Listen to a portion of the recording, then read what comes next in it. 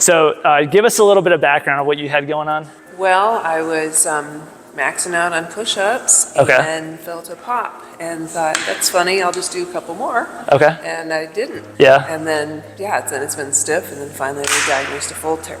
Okay, and then you had surgery? I had to have surgery because it was a full tear. And when did you have surgery? In mid-August. In mid-August, okay.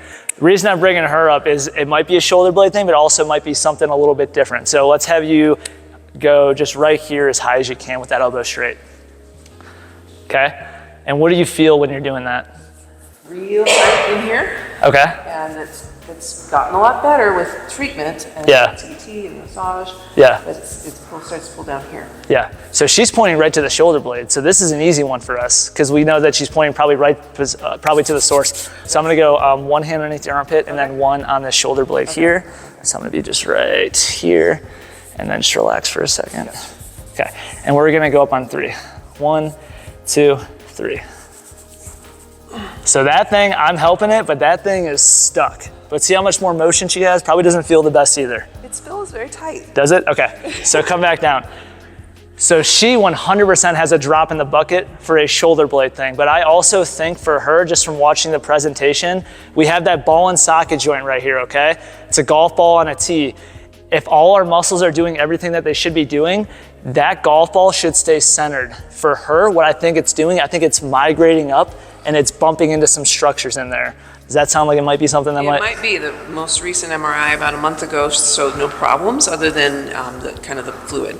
Okay. And nothing broken. The repair looked fine. Good.